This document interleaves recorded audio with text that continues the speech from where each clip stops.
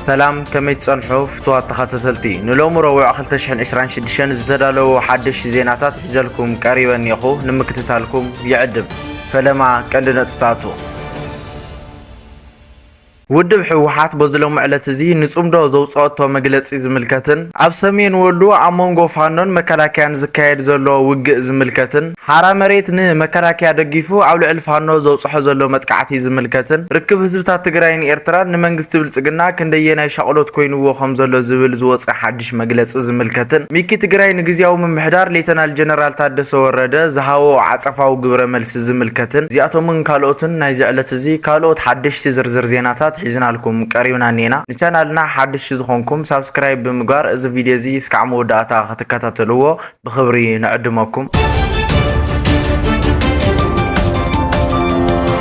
أوزح الساعات عب سمين ولو كبير زخونه وجه يكاد مهلاو اندا تحبر يركب زخينات زي ويكعز وجه زدما عمونغو فانون مكلاكان انتخون فانون مكلاكان أوزح الساعات عب كبير زخونه وجه عتيهم مهلاهم اندا حبرونا يركبو زوج زدما خبرتي مسارحات استعجبه درون كبرتي مسارحتات كالوت ميسائلات تعجبه مخانو عند حبرنا يركبو حرام مريتو ن مكلاكيا وجينو ويكعن مكلاكيا دغيفو او زح الساعات ن فانو نخطقع ويكع ن فانو نخوقع وجيسو مهلاو ويكع يوقع مهلاو عند حبرنا يركبو ازي وج زكايدل زلو فولي بوتا دما قملي زبحال انتخون او قملي استبحال بوتا امونغو فانون مكلاكيان حيال زخونه وطري تفطيرو مهلاو عند حبرنا يركبو او غبو سقيل زنبره سراويت مكلاكيا ويكع سراويت بلصقنا دما عوزح الساعات بفانو تطغيعو ندحريتين سحاب مهلاو ويكع كفتغو وريدو نا ميدا كم زورد ام زحبرنا زلو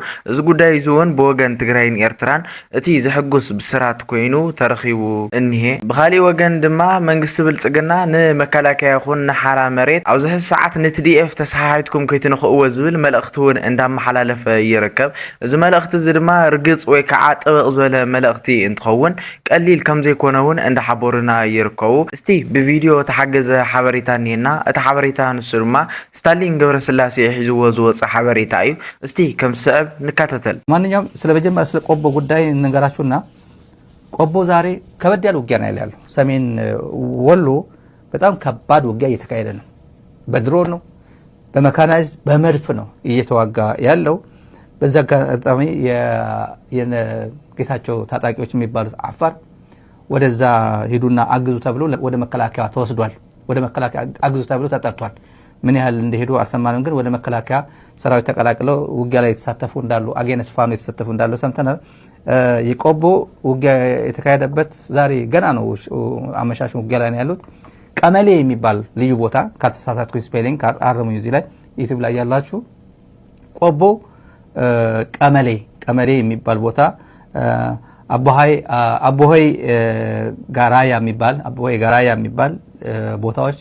እዚህ በጣም ከባድ ውጊያዎች የተካሄዱ ነው ዛሬ አመሻሽም ጭምር ጧትም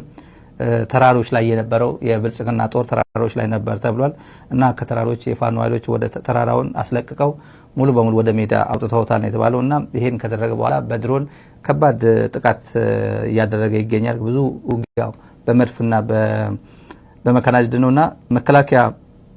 እንደረዳት ብሎ የጠራው የሐራ መሬት ያው አፋር የነበሩት የነጌታቸው ታጣቂዎች የሚባሉት ኑና አግዙ ተብለው ለእርዳታ ወታደራዊ ገዛ ለመስጠት ወደ ዞብል አካባቢ መጥተው ነበር አንድ ለየት ያለ ዜና ይሰማነው ከዛ ለየት ያለ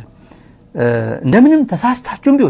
ተሳስታችሁም ቢሆን አንድ ጥይት ወደ ቲዲኤፍ እንዳትተኩሱ የሚል ትዕዛዝ ነው የተሰጣቸው እነዚህ ሐራ መሬት የሚባሉት በዚህ አጋጣሚ ወደ መከላከያ አካባቢ ሆኖ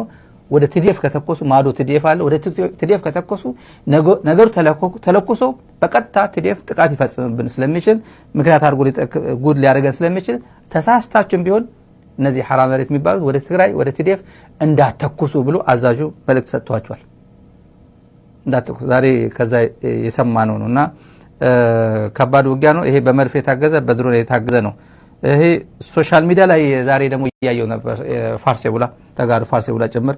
አርሚ 24 አካባቢ የምትገኙ አርሚ 24 ፋኖን እያገዘ ነው ይላሉ። የፍትዋ ተኸታተልቲ እቲ ዜና ወይ ከዓ እቲ ሓድሽ ሓበሬታ ነቲ ስካዕ ሒዚ ተኸታተልኩሞ ይመስል ነይሩ። ማለት እውን ኣብ መንጎ ሰራዊት መንግስቲ ብልጽግናን ፋኖን ዝካየድ ዘሎ ውግእ ስታሊን ብዝርዝር ከም ዝሓበረኩም በዓል ሙሉእ ተስፋ እየ። ኣብዚ ጉዳይ እዚ ድማ ሓሳብ ወይ ከዓ ርእቶ ኣለና ትብሉ ሰባት ተሃሊኹም ኣብ ቦታ ኮመንት ተቐምጡለይ ብትሕትና ይላዎ። ካብዚ ብምቕጻል ድማ ኣብ ዝሓለፈ ሌተናል ጀነራል ታደሰ ወረደ ዕድመ ስልጣኑ ንኸንውሕ ናብ ኣዲስ ኣበባ ሓድሽ መገሻ ከም ዝገበረ ዝርሳዕ ጉዳይ ኣይኮነን። ንዕኡ ስዒቡ ከዓ መገሻ ሌተናል ጀነራል ታደሰ ወረደ ዘይጠዓሞም ሕወሓት ሓድሽ መግለፅን ምጉርምራም ዝመስል መግለፅታት ከስምዑ ቀኒዮም እዮም። ነዚ መግለፂ እዚ ሰሚዑ ድማ ሌተናል ጀነራል ታደሰ ወረደ ሓድሽ መግለፂ ኣውፅኡ ነይሩ። እቲ መግለፂ ንሱ ግን ምስ ሕወሓት ዘለዎም ቅርርብ ገሊፁ ናብቲ ካልኣይ ነጥቢ ክሰግር ተሎ እቲ ካልኣይ ነጥቢ ድማ ነዞም ኣብ ትግራይ ዘለዉ ሚኒስትሪ ሚድያታት ወይ ከዓ ነቐፍቲ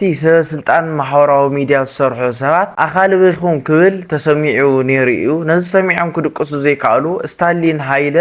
ሚክ ትግራይ ካልኦት ዝተመሳሰሉ ሚኒስትሪ ሚድያ ዝሰርሑ ዩቱበራት ወይ ከዓ ነቐፍቲ ማሕበራዊ ሚድያ ሰበስልጣን ትግራይ ኣብዚ ሰዓት እኹል ዝኾነ መልሲ ንሌተናል ጀነራል ታደሰ ወረደ እንዳሃብዎ ይርከቡ። እስቲ ከም ስዕብ ተኸታተልና ንመለስ። ጀነራል ታደሰ ወረደ መግለጽ ዝሃቦ ኩልና ሰሚዕናዮ ተገንዚብናዮ ኢና። ኣነ ያው ደጊመ ክሰምዖ ተገዲደ ኣብኡ ዝሰሓትኩዎም ወይ ድማ ዘይተገንዘብክዎም ነገራት እንታይ ነይሮም ኢለ እየ ናብ ምእላሽ ኣትየ ማለት እዩ።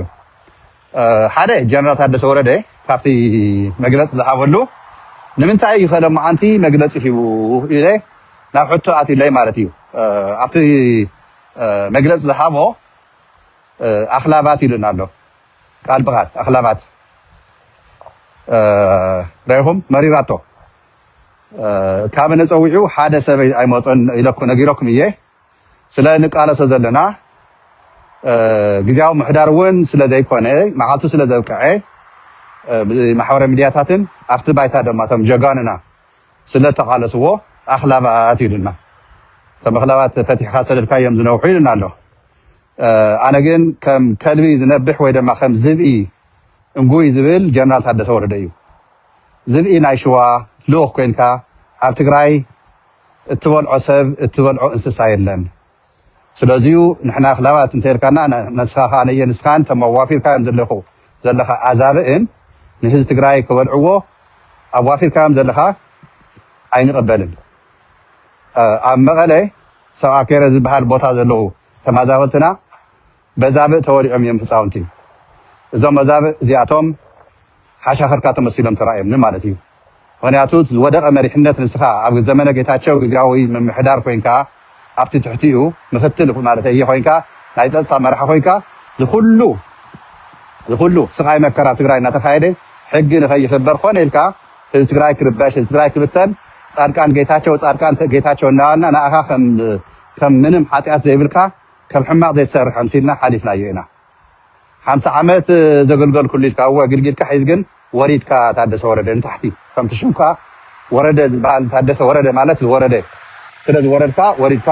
ህዝቢ ትግራይ ከውርድ ግን ስኢልና ኣይንፈቅደልካን ክብል ይደሊ። የፍትዋ ተኸታተልቲ እቲ ቪድዮ ነተኸታተልኩም ይመስል ነይሩ። ኣብዚ ቪድዮ እዚ እውን ወይ ከዓ ኣብዚ ሓሳብ እዚ ወይ ከዓ ኣብዚ ሓድሽ ሓበሬታ እዚ ሓሳብ ወይ ከዓ ርእቶ ተሃሊኩም ኣብ ቦታ ኮመንት ተቐምጡለይ ብትሕትና ይላዎ። እሺ እምበኣር ከስ ፍትዋ ተኸታተልቲ ካብዚ ብምቕፃል ድማ ኣብ መንጎ ሕወሓትን መንግስቲ ብልጽግናን ዘሎ ወጥሪ ስዒቡ ኣብዚ ሕዚ ሰዓት ብወገን ሕወሓት ሓድሽ መግለፂ እንዳተሰምዐ ይርከብ። እቲ መግለፂ ንሱ ድማ ካብ ውዕል ፕሪቶርያ ወፃኢ ኣብ ትግራይ መንግስቲ ብልጽግና ዝኾነ ይኹን ዓይነት ስጉምቲ እንድሕር ዳ ወሲዱ ወይ ከዓ ብዘይ ምንም ናይ ሕወሓት ፍቃድ መንግስቲ ብልጽግና ኣብ ትግራይ እንድሕር ዳ ስጉምቲ ወሲዱ ናብ ዘይኮነ ደማዊ